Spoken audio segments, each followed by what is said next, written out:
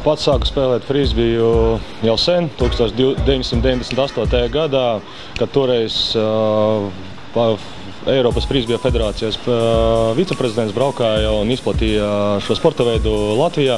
Un tā viņš arī bija iebraucis tajā pilsētā, kur es dzīvoju, tā bija Reizekne. Tur mēs kopā ar citiem komandas biedriem uztaisījām pirmo komandu, tā arī sākām spēlēt. Frisbijs pirmām kārtām ir labs ar to, ka tu attīsties savu fizisko sagatavotību. Otrām kārtām ir ļoti labi tas, ka spēlē komandā, iepazīsti jaunus draugus, iepazīsti arī citas komandas. Frisbijs ir kā viena liela ģimene.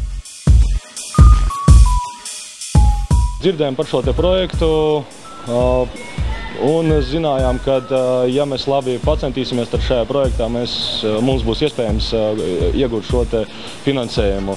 Par projektu izdzirdējām no paziņām, kuriem mums ieteica, ka veicot šo te pieteikšanās anketu, var iegūt papildus finansējumu dalībai Eiropas čempionātā.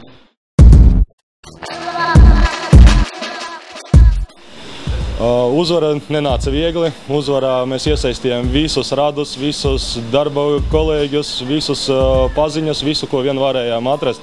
Un savācoties visiem kopā tikai spējām savākt šīs nepieciešamās balsis. Sākotnēji mēs savācām diezgan daudz balsis, un pēc tam, kad jau skatījāmies, kad jau sāk citi projekti pietuvoties, tad mēs turpinājām savu aktīvu balsošanu jau uz mēneša beigām. Sanāk tā, ka mēs sākumā mēneša diezgan aktīvi nobalsojam un pēc tam mēneša beigās. Tātad ieguvām finansējumu dalību Eiropas čempionātā, ar kur piedalījāmies gan vīriešu izlase, gan sieviešu izlase atklātā. Sieviešu izlasē veicās daudz labāk. Viņi ieguva 7. vietu no 12 komandu konkurencē Eiropā. Vīrieši ieguva 15. vietu 17 komandu dalībā. Dalība starptautiskajos turnīros ir ļoti svarīga priekš frisbista attīstības, jo tu vari savus spēkus salīdzināt ar citiem spēlētājiem, kā viņi spēlē Eiropā, gan pasaulē. Un var redzēt arī labākās frisbija nācijas, kā viņas spēlē, un mēģināt arī līdzināties viņiem. Atbraucot atpakaļ šeit uz Latviju, var turpināt šos te paņēmienus un taktikas un visas pārējos elementus izmantot šeit uz vietas Latvijā, lai arī nākamajā reizē aizbraucot būtu daudz konkurētspējīgāki. Spēlēt Eiropas čempionātā foršākais ir tas, kad sabrauc ļoti daudz cilvēku. Šajā Eiropas čempionātā piedalījās praktiski 1200 dalībnieku, kas ir tikai spēlētāji, neskaitot par visiem pārējiem, kas brauc kopā ar spēlētājiem, draugi, paziņas. Varēja ar visiem iepazīties. Pēc katra turnīra arī Eiropas čempionātiem un pasaules čempionātiem notiek viena liela ballīte kopā, kur visi var kārtīgi izklaidēties.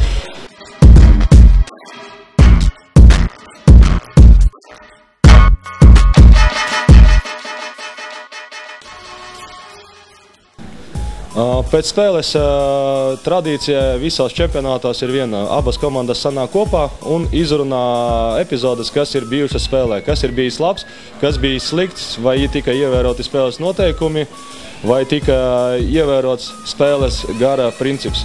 Spēles gara principi nosaka to, ka pirmām kārtām spēlētājiem ir jābūt godprātīgam, ir jāievēro visi noteikumi, kas ir šeit spēlē.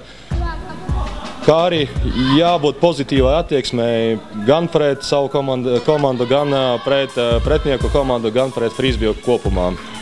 Frisbijs spēlē bez tiesnešiem, bet ir tā saucamie stafi, kas fiksē rezultātu un fiksē gūtos punktus, bet tas ir viņu vienīgais pienākums. Pārējo visu spēlētāji paši uz laukuma izšķir.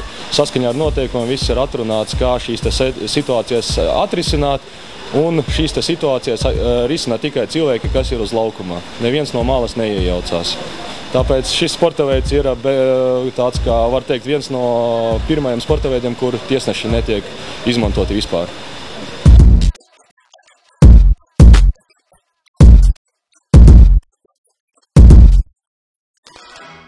labajos darbos viennozīmīgi vajadzētu piedalīties, jo, ja ir kaut kādas vēlmes vai intereses vai kaut kādas slēptās sen jau aizmirstās lietas, ko gribas piepildīt, šī ir viena no lietām, piedaloties labajos darbos un saņemot šo finansējumu, var viņas realizēt dzīvē.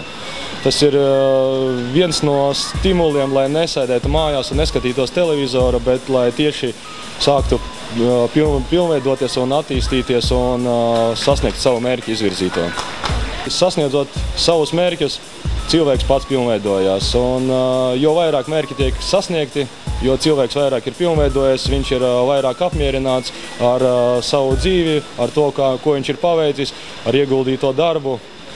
Tā viņš norūdās un varbūt pilnveidoties arī tālāk, gan ģimeniski, gan darbā, gan arī atpūtā.